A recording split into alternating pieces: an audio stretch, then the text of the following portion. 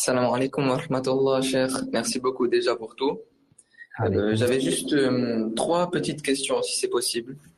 Oui. La première est, quel est l'avis de l'islam, du chiisme, concernant les hommes néandertaliens? Merci. Concernant la première question, en fait, les hommes néandertals, euh, même si j'en ai déjà parlé dans un des lives de questions-réponses sur YouTube, donc maintenant je réponds. Et pour plus d'informations, vous pouvez voir en fait les références dont je parle dans le live de questions-réponses que j'ai déjà publié sur YouTube il y a, je pense que plus de 2 ans.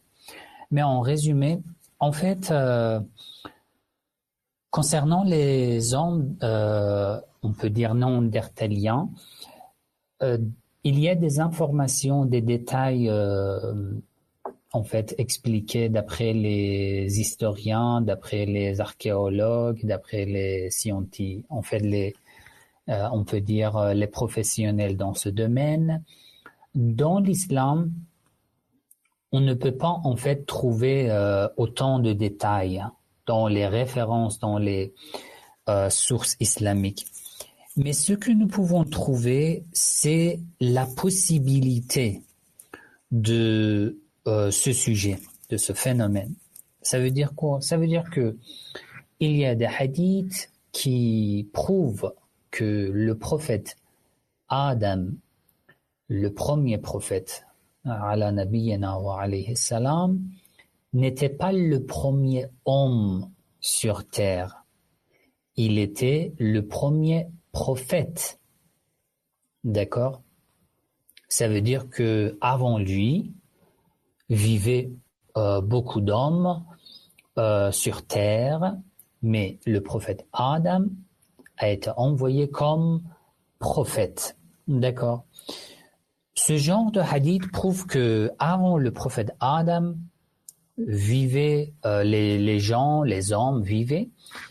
Il y a par exemple un autre groupe de hadith concernant le mariage des enfants du prophète Adam et Ève.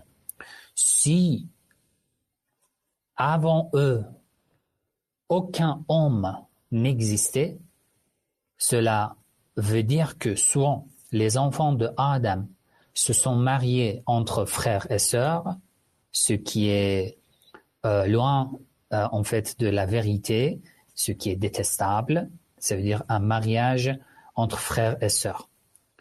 Ce n'est pas possible.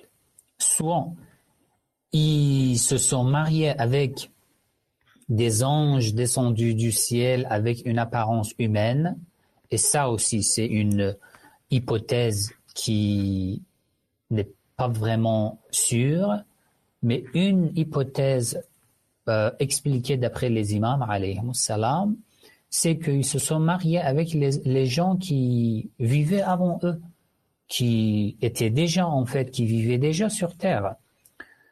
Pourquoi? Parce que Adam et Ève n'étaient pas les premiers hommes sur terre. Et il y a aussi des hadiths qui parlent en fait, de l'humanité de plusieurs générations avant le prophète Adam. Un jour, un élève de l'imam al-Baqir alayhi salam lui a demandé concernant le prophète Adam, à quelle époque, dans quelle époque il vivait. L'imam lui a dit, de quel Adam tu parles? L'élève s'est étonné. Il a dit, mais le prophète Adam, combien de prophètes Adam existaient avant? L'imam alayhi salam a dit, il y a eu des milliers Adam avec leur descendance, d'accord?